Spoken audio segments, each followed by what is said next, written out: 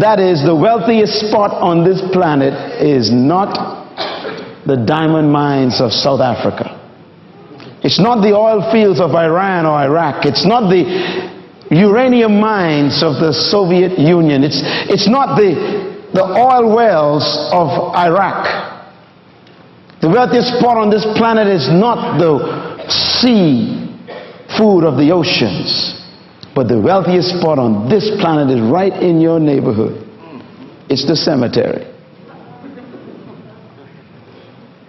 If I could mine the cemetery like you mine gold, I would be the wealthiest man on the planet. Why is the graveyard so wealthy? Why is there so much treasure in the cemetery?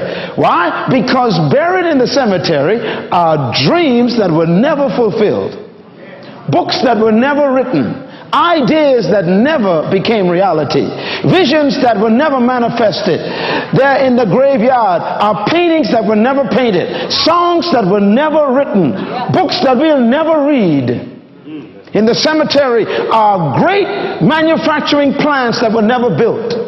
In the cemetery are sermons that were never preached. The cemetery is pregnant with unused success. Buried in the cemetery is treasure that makes God weep. My greatest fear tonight is very simple, and that is, I am afraid that most of you in this room and in this auditorium tonight, and perhaps watching this program, you are going to add to the treasure and the wealth of the cemetery. And that makes me very sad. Because buried inside of you are dreams that you still carry, ideas that God planted in your heart that you still haven't done yet, paintings that you've been planning to paint, and books you've been thinking about writing, and paintings you keep procrastinating about. And what I'm so concerned about is we'll never see your painting. We'll never sing your song. We'll never read your book, and we'll never operate in your business, and we'll never experience the invention that you keep procrastinating on. I trust that you will rob the graveyard of your treasure. Yes. I pray that you will disappoint the cemetery. I pray that when the morgue gets your carcass, it'll be empty.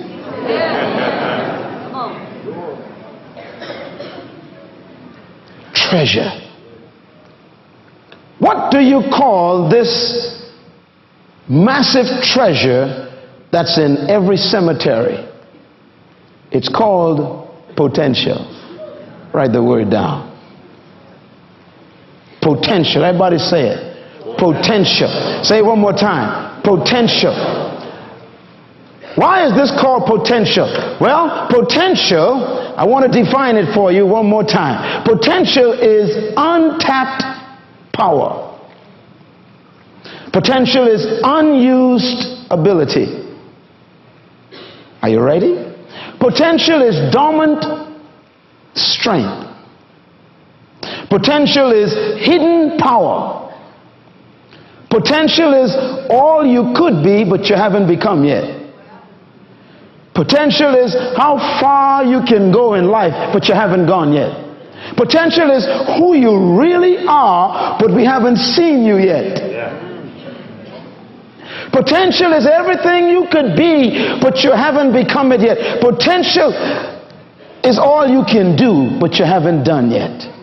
In essence, potential is never what you've done. Please make a note of that. Potential is never what you've done. It's always what you could do but you haven't done yet.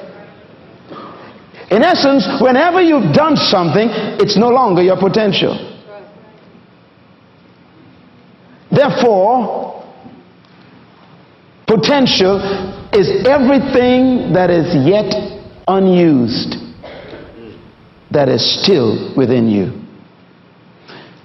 I am convinced that God has buried in every human being, all 5.2 billion of us, treasure that is yet to be tapped. Let's put it this way. If potential is not what you've done, but what you could do, then whatever you've done is no longer your potential. Therefore, you should never be impressed by what you've done, because if you are impressed by what you've done, it'll stop you from doing what you could do. The greatest enemy of progress is your last success. The greatest threat to moving ahead is getting excited about where you are. Whenever you feel like what you've done is the best you could do, you just died. Come on. No matter what you've done, if it didn't kill you, there's more left.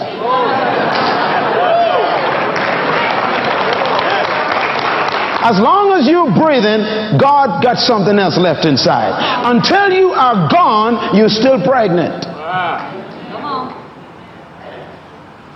Because God sent you here, and no human being came to this planet empty. I repeat, no human came to this planet empty.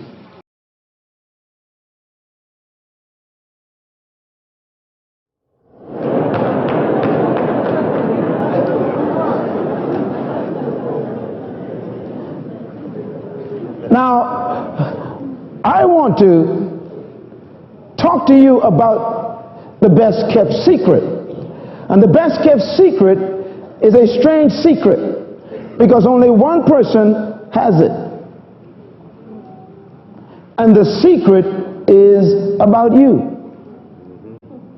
There's a secret about you that nobody knows except the one who manufactured you. There's information on you that has been kept, because if it was ever given to anybody else, they won't believe it.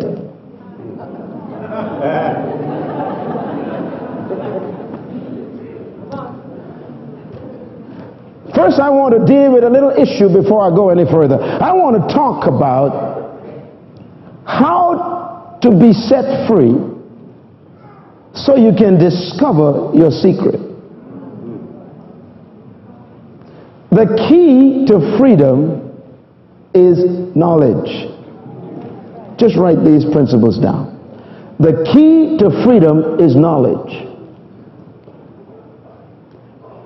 And the key to knowledge is truth. The key to knowledge is truth. And the key to truth is the manufacturer. I repeat, there's a principle. The key to truth is the manufacturer.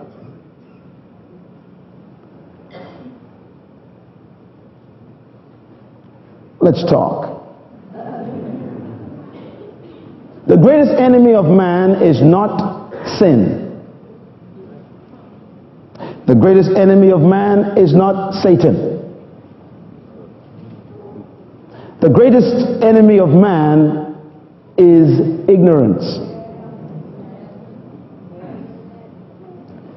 Ignorance is the cause of all destruction. As a matter of fact, we blame so many things on this entity that we call devil that we've become irresponsible lately. We eat bad, get sick, and then blame it on the devil.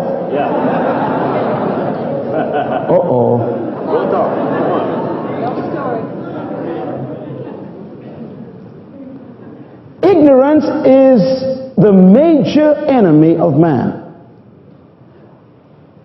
God says, my people perish, or they are destroyed because of a lack of knowledge. And because they have rejected knowledge, I must also reject them, and they cannot represent me. And then he goes one step further. He says, and I must also reject their children. Here's the point.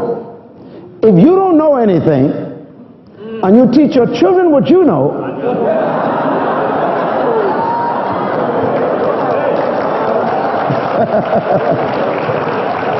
then your children is as smart as you. Write this down. All I know is what I've learned. Say it with me. All I know is what I have learned. One more time. All I know is what I've learned. Now you got to let that sink in for a minute. No matter how many books you bought, you only know the ones you read.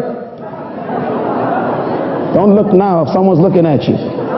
Some of you bought books last year and haven't cracked the pages yet. And you show people your library and try and impress them with what you don't know. Come on now. You bought videotapes and haven't burst the plastic on it yet. You bought cassette tapes and haven't listened to them yet. You see, buying information doesn't give you revelation.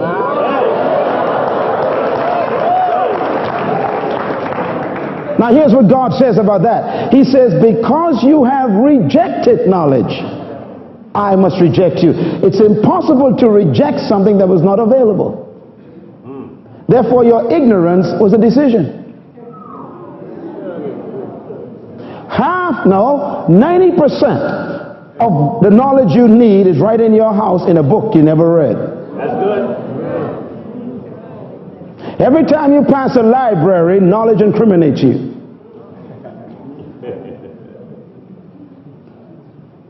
God says you are perishing because you lack knowledge. So don't blame it on the devil. Don't blame it on your mother-in-law. Come on now. Don't blame it on your teacher. Don't blame it on the school system. You don't need a teacher to learn. Oh, come on, say something, Minnesota. Some of you are blaming it on the education department. You don't need a professor to make you read a book. I'll never forget the day when I walked on the premises of the university I attended.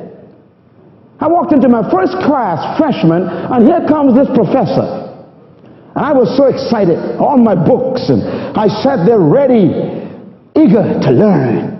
And I saw this great bank of reservoir of knowledge walk into the room. And I said to myself, I'm going to learn so much from this great man. And he stood there for 5 minutes and says, good morning. I'm glad that you are here today. Our course of study shall last for the semester. You have 5 books to read. Tonight I want you to take the first book, read the first 5 chapters, write a paper. I'll see you tomorrow.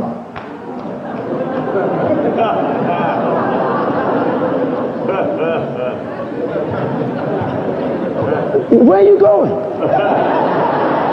I just paid $2,000 to come to the school. Come back here, preacher. And he left. And I got mad. And I said, wait a minute, I just paid $2,000 tuition and another $1,600 for room and board, and I bought all these books for hundreds of dollars, and the man spent 5 minutes in the class.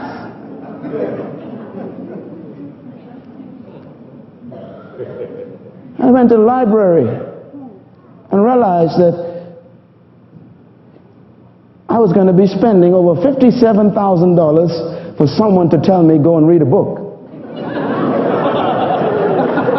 Come on, clap. You know it's true.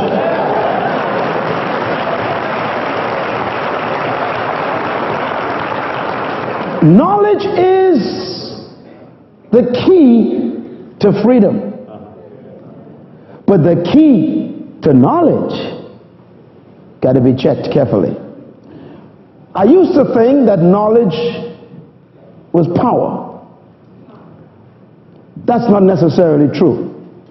Because you can learn the wrong thing.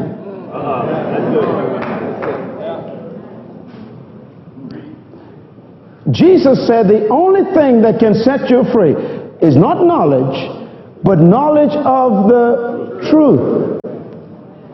It's dangerous to learn the wrong thing well. Some people are experts in error.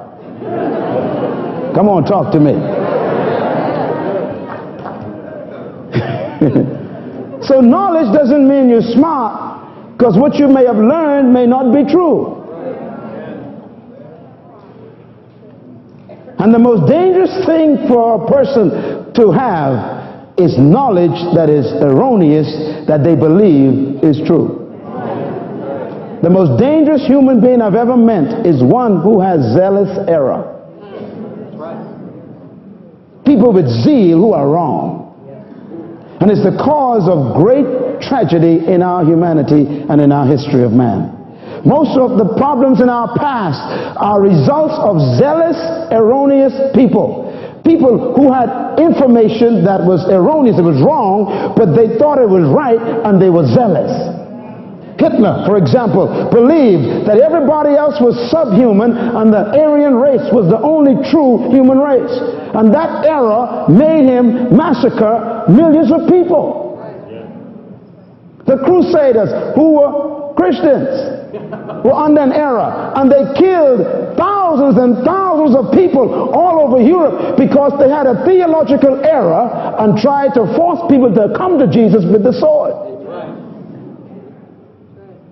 And then you used to preach against speaking in tongues, and you used to rebuke people who did it, and now you're doing it more than they. Don't look at me so funny. Some of you used to have scriptures to prove it was from the devil. Look at you now. It's amazing what we do with error. We defend it vehemently. That's why Jesus said, knowledge of the truth shall set you free. Not just knowledge, but the truth. Now I mentioned to you that truth, the key to truth is who? The manufacturer. What do I mean by that?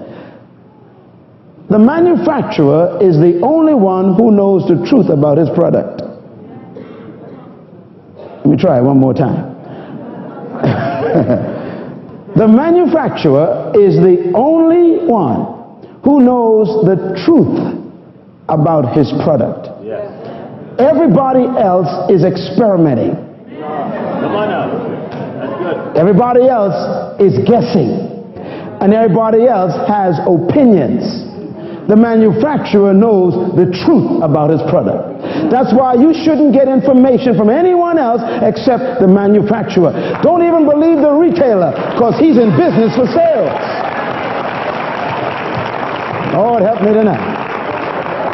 That's why I don't trust humans to tell me who I am.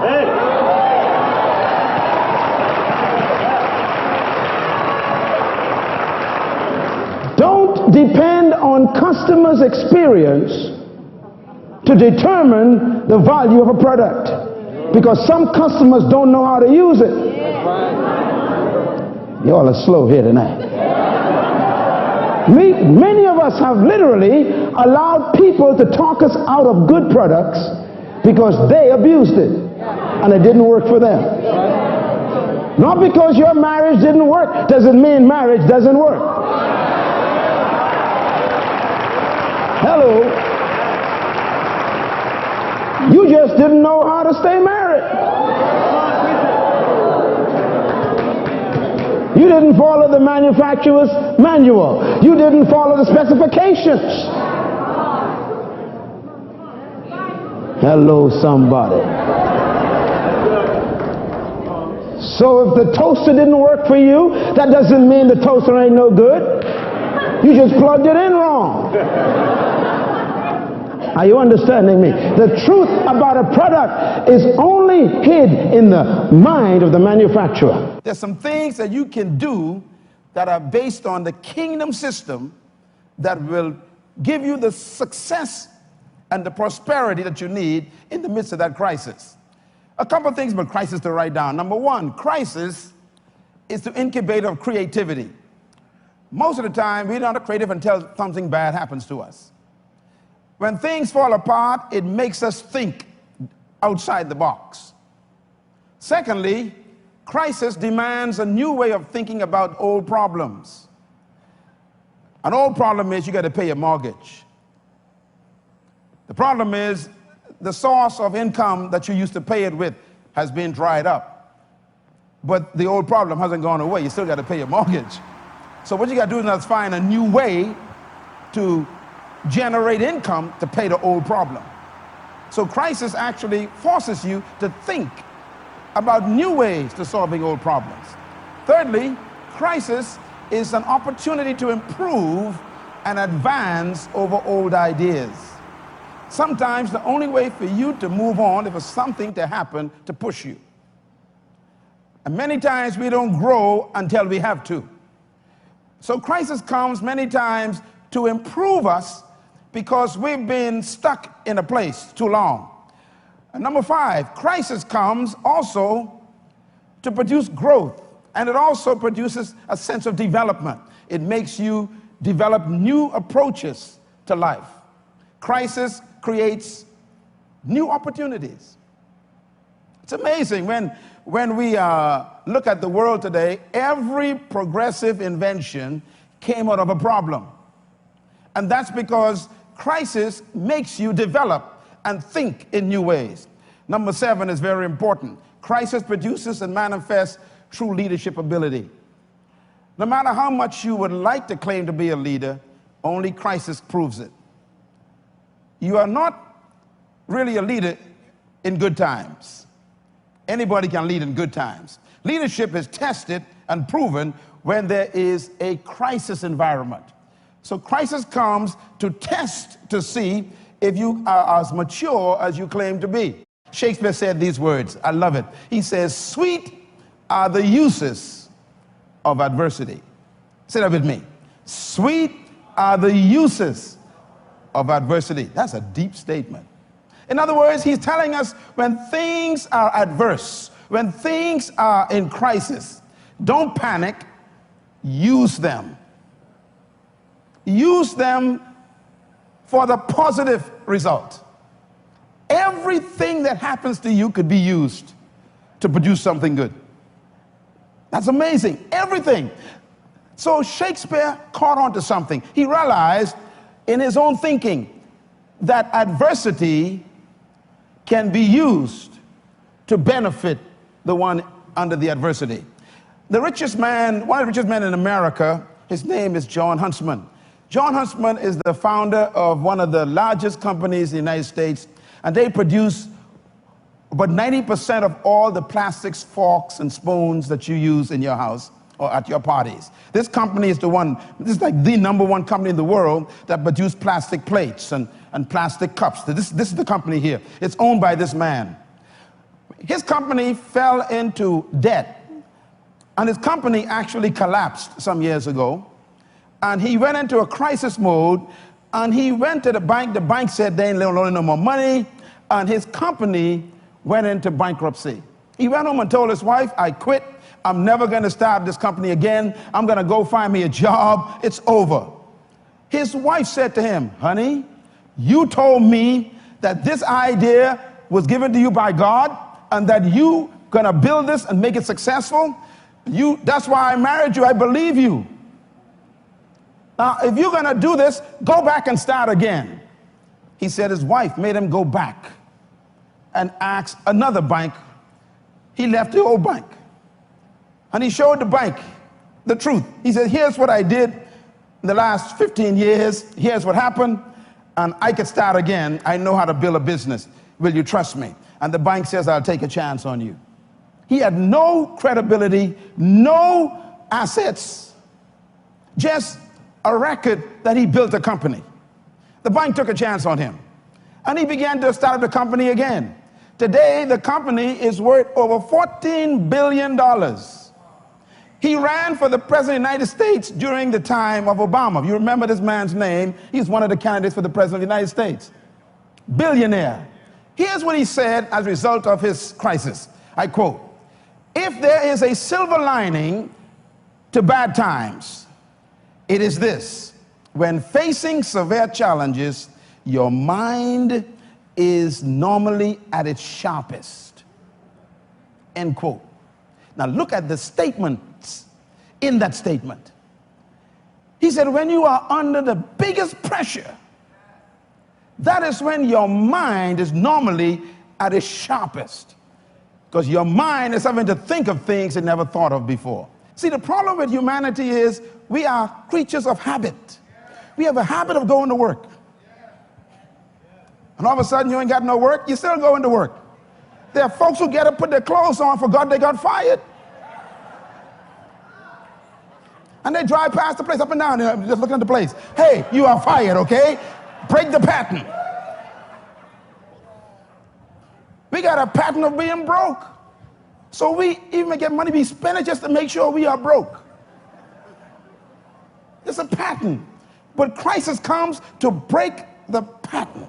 Write this down. Crisis initiates new concepts. It also renews our vision. It cancels experience. This one is important. When a crisis comes, your experience becomes useless. This is why the most silent voices today are the economists. They are saying nothing right now. For the last 5 years, the economists have said nothing. They've made no recommendations. You know why? Every principle they ever taught them in school has been canceled. The economy that is now existing never existed before. They never saw a country become bankrupt. They never saw a failed government before. What do you do when nothing you learned is working? A crisis comes to cancel that.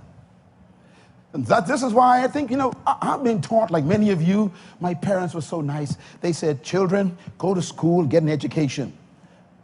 And then they would say, experience is the best teacher. Well, that's not always true. Experience can be your worst enemy. Because if you got experience in doing something a certain way, and the environment changed, your experience becomes your enemy. Well, I never had to do this certain job before. Yeah, but you broke now. You better learn to do it. But I got a lot of experience in banking. Yeah, but ain't no bank hiring right now. You got to go work in the hotel. I got a lot of experience in hotel. Yeah, but hotels ain't hiring. You better go learn to be a gardener. Come on, don't look at me that way. See, your experience is destroyed by crisis. Sometimes we become so hooked on our experience, we wait until we find something that can use our experience, and nothing wants your experience. You have to almost retool yourself sometimes. You got to relearn things. You got to learn new skills. Why? Because life has a way of shaking things loose. There are people right now who are so proud they are starving. I can't get that job. That's below me. Oh, yeah? You better get that job. Take that job that's available. We're going to soon bury you below the ground if you don't get your act together and put your pride in your pocket. If a job opens up, tell them, I'm going to take it for a season. I tell our young people, I say to you right now, stop looking for employment. Why don't you position yourself differently and look for deployment? To be employed means that somebody else is benefiting from your energy.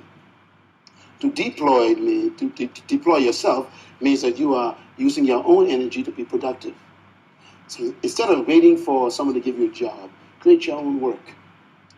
That's why I tell people there's a difference between your work and your job. Your job is what they train you to do. Your work is what you were born to do. Your job is your skill, which they can fire you from that any time. But your work is your gift. No one can take that from you. Your job is where you get compensation for activity. Your work is where you get fulfillment because you love it so much. Your job you can retire from. Your work, you can never retire from your work because your work is you. So when a person discovers their work, they no longer need a job because their work makes them productive. So there are young people in this country who are full of talents, full of gifts. And I want to say this too. Every problem in life is a business. All businesses are simply someone solving a problem. So the more problems that are in Kenya, the more businesses available for young people to begin. And this is what I think we are lacking. We are trained to get a job. We're not trained to start a business. We are trained to let other people employ us, not trained to deploy ourselves. And this even happens in governments in our emerging countries. Most governments depend on external investors for survival of their countries. How about this? How about focusing on producing your own end products to sell to the investor? My perspective, for example, even in Kenya, Kenya has so much natural resources. The greatest resource in Kenya is the intelligence of its people. all the other natural resources supposed to be complementing that natural source of intelligence. I want to encourage this great country, Kenya, as you celebrate 50 years, to refocus your entire culture of development. And that is focus on not just providing natural resource material for the world, but how about providing end products for the world? Power for me to be successful was not in the teachers, it was not in the educational system, it was not in my culture, it was not in my society, it was within me. And I began to think, God, if you are a good God, why am I poor? If you are a great God, why are these people better than me? If you make me in your image, why are they special and I'm a monkey? And that night, no thunder, no lightning, no earthquakes, nothing. I just heard a voice in my mind. And the voice said, I ask you to believe me and you will be saved, not them. And that night, I made a commitment to believe what God said. 13 years old, I said, okay, I believe that I have the power to experience far beyond all I can ever ask, think, or imagine. 13 years old. And that's when my pursuit of God began. When was it that you realized you wanted to become a preacher? You know, I didn't want to become a preacher. Matter of fact, today I still don't consider myself a preacher. I think it drove me to have a passion to help everybody who's been oppressed. My passion is to make sure that no one should live under what I experienced. I never desired to be a minister. I desired to help people. Success is not what you've done compared to what other people have done. Sometimes we think success is a competition. Competition is a sign of insecurity. Successful people have no competition. If you study them, they're not interested in what you're doing at all. They're too committed to what they're doing. Successful people don't compare themselves to anyone. That leads to point number 2. Success is defined as what you've done compared to what you were created to do. In other words, success and failure is determined by how much you fall short of what the manufacturer designed you to perform. In other words, success is competition with yourself. Let me put it another way. If you knew that you could have done better, you are a failure. Think about it for a second. I remember one day when I came home from school, I was so excited. I got a B in class, and I ran home, told my mama, look at my exam, my test. Little kid, you know, I was excited. I got a B, and I got 75 on the test. And I was so excited. And my mother says, what are you so proud of? She said, I know you, boy. There's an A inside of you. Go back and go study again. Here I am, so excited with a B. She said, no, you an A kid. She was teaching me the lesson.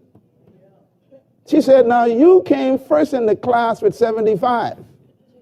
You are still a failure. It simply means the other kids didn't try at all. So you can always find someone less than you. That doesn't make you a success. Be fruitful. Okay, this is where business begins. The word fruitful in Hebrew means productive. It doesn't mean to have children. I was shocked when I discovered that. The first command God gave man was what? Be productive. In other words, produce something. Say it. Be productive. Stop saying fruitful because you're thinking about babies. Tell your neighbor, be productive. Be productive. No, say it this way. Produce something that I could buy. That's the first command. Now, here's something important to remember. The first command is to be what? Fruitful. The first command should have been be seedful, because fruit is a result of seed. You can't have fruit unless you have a seed that has a tree that bears fruit. God ignores the entire first step. Look at me, man, just get deep now. God said, look, I even ain't gonna talk about seed. Oh, you still ain't got it. Listen, when God demands something from you, it exists. So the demand for fruit is a presumption that there is seed somewhere. The number one reason why there's poverty in North Tulsa is not because of a lack of investors coming in, but a lack of productivity inside. Listen. Here's how you measure a nation's wealth. Listen carefully. A nation's wealth is measured by 3 letters, all nations. Gross national productivity. In other words, if the nation ain't producing, they call it poor in the UN. Money doesn't make you rich. Productivity does. That's why China is one of the biggest threats right now. Even though they may be poor, they are producing. What do most people in the North Tulsa do? Consume. You keep going to the bank to borrow money to buy stuff that isn't productive. I mean, if you're going to buy a vehicle, buy a truck so you can become one who collects garbage to produce a business. Don't buy a car to drive around in. That ain't productive. The command presumes that seed exists in you right now. There's a seed. That's your business. And God says, show me the fruit of it. Produce something. Now, when you produce a product, watch God's strategy now. Let's say, okay, Apple computer. Stephen Jobs quit school because he had an idea. Everybody say idea. That's your seed. Your seed is the idea that won't quit. This guy had an idea. He went to visit a plant to see a computer. And he went and he saw this computer, and the computer was big as half of this room. He looked at it, he says, why can't they reduce that to the size of a desk? And he walked out. And he kept seeing visions of that great massive computer the size of a room on a desk. I wonder what you see that won't leave you alone. Write this down. Every problem is a business. I'm going to say it again. Every problem is a business. One man see bare feet, that's a problem. The other one see a shoe company, that's a business. One man see a hog island, that's a problem. Another man sees a resort, that's a business.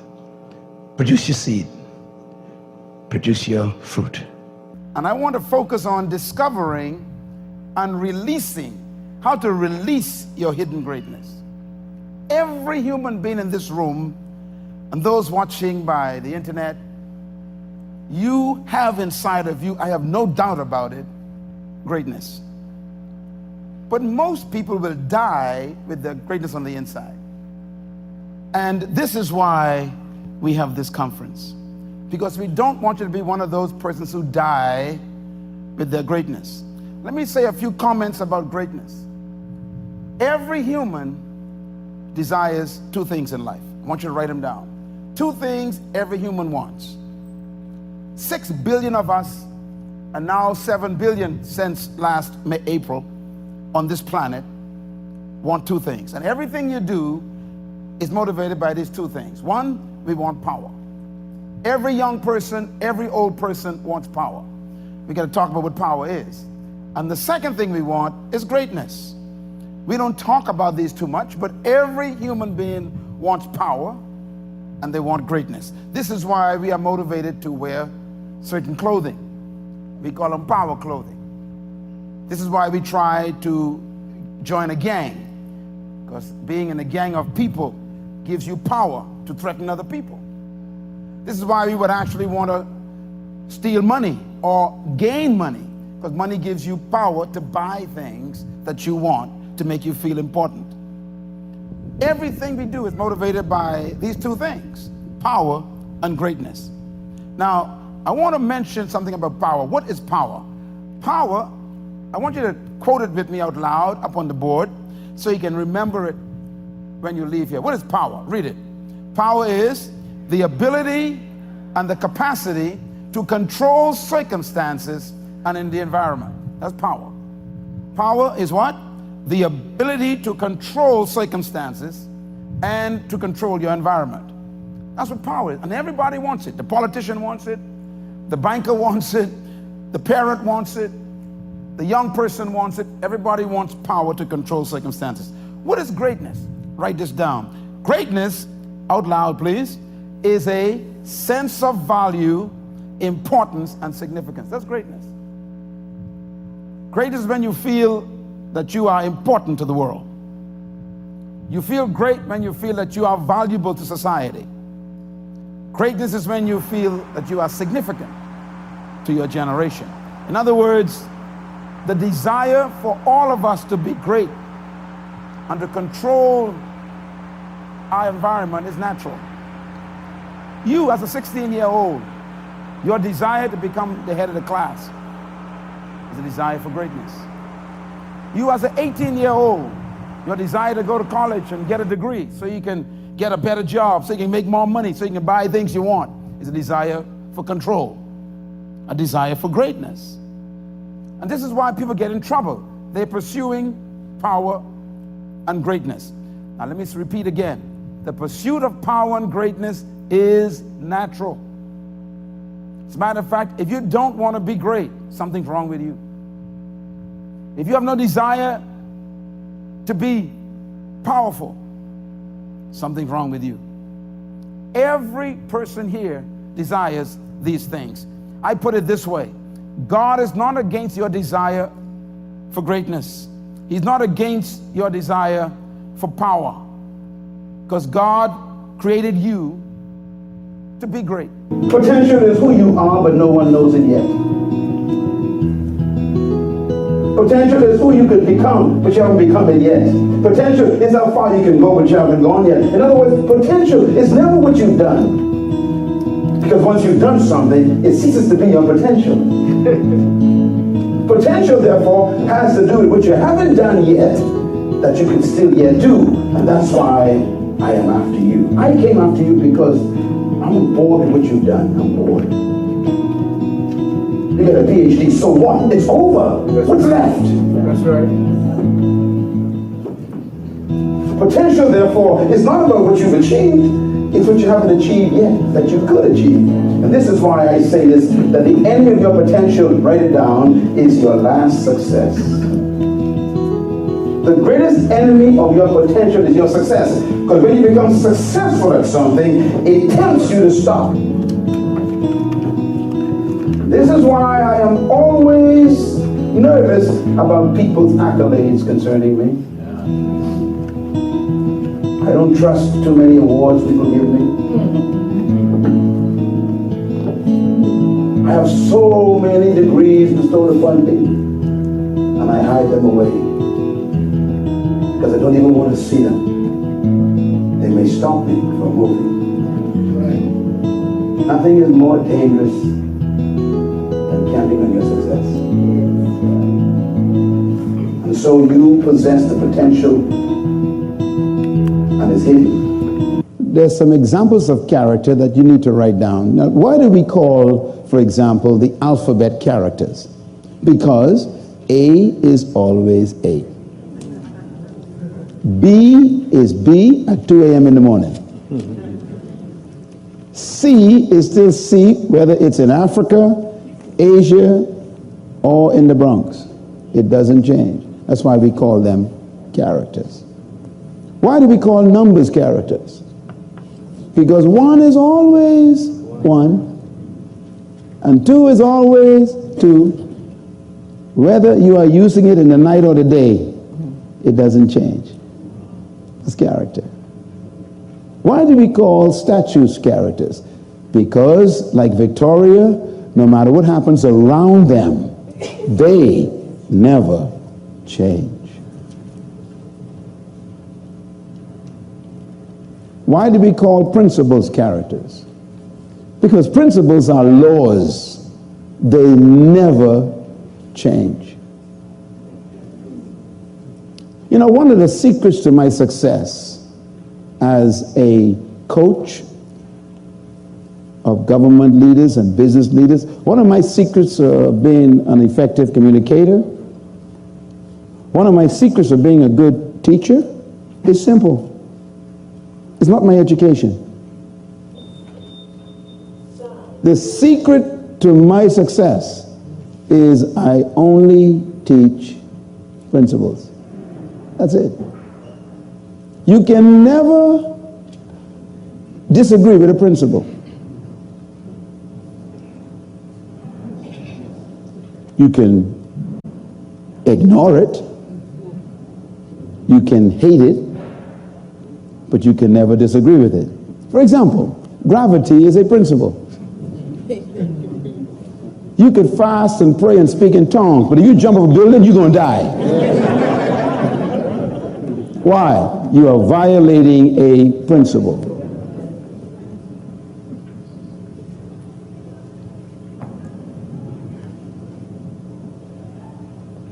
Character is that way. That's why a person with character does not live on what's popular. They live on what is principle. And this is why it's very difficult for politicians to have character. Because politics is based on popularity, which means you will literally sacrifice your principles to protect your popularity, which cancels your character, which means you cannot be trusted.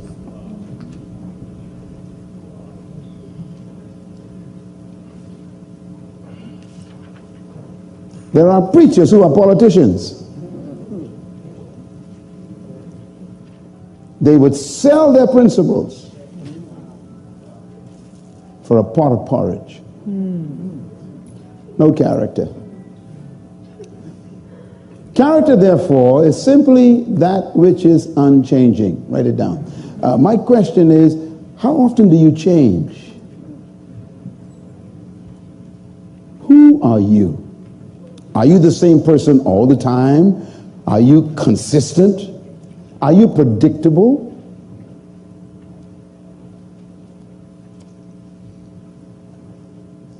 Leaders must have character. Why? Write this down. People will not follow you if they don't trust you. So character attracts loyalty. The kingdom gives his wealth to his citizens to accomplish his purposes in the colony. This is a very important statement. The kingdom and the king himself, he owns everything, and whatever he gives you is not for you. It's for his purposes in the colony. This is important because the moment you think what you receive is yours, then you lock it up. You stop it with you. You hold on to it. And that is anti-kingdom.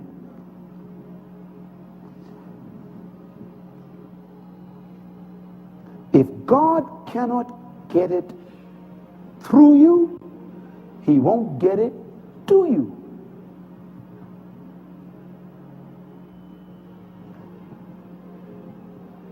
Anything God gives you is to accomplish his purpose in the colony. I remember the scripture that explodes in my mind at the moment. Deuteronomy chapter 7 and chapter 8 are important chapters to read. When the Lord brought them out of Egypt, he began to tell them how they must think, their attitudes. And then he said to them, he said, I am your God. And it is I who will give you the power to get wealth. Now that word power there means ability or skill. I will give you the ability, the power, the skill to get wealth. And the sentence ends like this: so that I might accomplish my covenant that I made with Abraham. In other words, I'm going to make you wealthy to fulfill my covenant in the earth. So anytime the king gives you resources, remember, your first question should be, what's it for? Not who it's for. My definition of leadership is very simple yet complicated. I believe that leadership is the capacity to influence others through inspiration, not manipulation. And that inspiration comes from a passion which is motivated by a sense of vision and a sense of purpose. So leadership is first personal, then it's corporate. Leadership is not something you pursue, it's something you discover. Leaders are born when a human discovers something more important than their personal ambition. Leadership is You don't pursue it? Leadership is no. True leaders do not seek followers. Leaders actually are pursuing a passion toward a purpose that gives them a sense of destiny. For example, one of the greatest leaders of example that I use is Nelson Mandela, one of your great presidents. He never sought followers. Think about it. He discovered a purpose that was more important than his private preservation, his private ambition. He pursued that purpose privately. It attracted people. So leaders don't seek followers. Followers are attracted to leaders. Leaders are more concerned about discovering a purpose to improve the life of humanity that's more important than their personal ambition. So they sacrifice themselves to accomplish something for the greater good. We find that very rarely. Most people we call leaders are simply professional manipulators, and they actually are more concerned with their own promotion than promoting the people. Intellectual development you have, the more spiritual development you have, the more psychological development you have, emotional stability, you become more valuable to the world. And let me say this finally: if you become valuable to the world will pay you to be yourself. That's right. So it's important for you to become a person of value, not to seek value in things. That's right. I get paid for what I know, not for what I do. And I think this is what we need to perceive as being most valuable. Do you know what they actually call intellect? They call it capital. You know, intellectual capital is really a commodity. And so I want to encourage our young people to focus on discovering the purpose for your life, why God created you, and then discover your gifts, and then refine them, develop them, practice them, and then even begin to serve them freely to your community. Develop yourself, and in a short time you'll discover that people will pursue you, because when you develop your fruit and you maximize your fruit of your gift in life, just like a tree, trees never bring their fruit to you. That's right. They just simply manifest them. You are attracted to the tree. So when you develop your gifts and refine your gifts, you don't need to look for followers. They'll find you. That's right. After all, leadership is not about finding followers. It's about followers being attracted to what you have. And this is true commodity.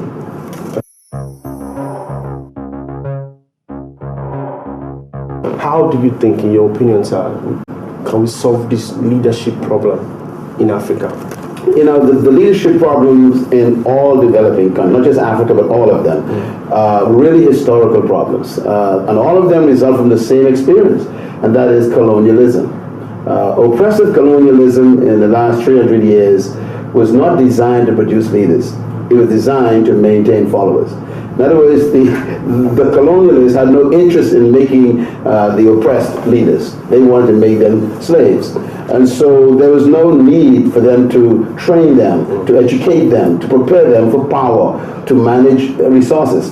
And so when those colonial powers finally took the chains off and released these nations, they ended up with nations that had a lot of resources but no leadership training. And so much of the leaders that emerged from post-colonial situations were actually leaders who were freedom fighters. They had to have wars for their freedom over from the imperialist powers. So many of these become military people, or they become jungle fighters. Suddenly you have a guy who fought in the military, he's now a prime minister or a president. I mean, this is an amazing transition here. And so how do you come out of the jungle and become a prime minister? That's what most of history is for these third world countries. I had to fight for my freedom, and now I'm the Prime Minister, and I have no training to run a country, to manage resources, to develop programs, to establish institutions, and here I am in charge of a country. And so you could say that the leadership problem in developing countries is proof that colonialism failed in developing leaders. And I put it at the doorstep of the colonial powers who are still around today. Many of those powers actually blame continents like Africa, England and America and, Great Britain and France. They look at Africa and they go, you guys can't lead. Look what you've done. You're corrupt. And my response is no. The question is, did you produce us as leaders? Don't blame us for our lack of experience and development, our lack of capability and skills. You didn't train us. So I think that this period we're living in right now, where most of the leaders who fought for freedom are still alive, many of them are dying, but we got a few of them left. This is a whole era of what I call transition. It's experimentation. And what we need now is to prepare young men and young women who are trained as leaders, no longer just products of circumstances, but who have been intentionally trained to become leaders, to develop the skills and the character and the fortitude and the understanding of passion and vision and sensitivity and compassion. Change is one thing that is permanent in life, and yet people are afraid of it. The only thing you can guarantee in life is change. There's nothing as permanent or sure as change. Change is actually inevitable.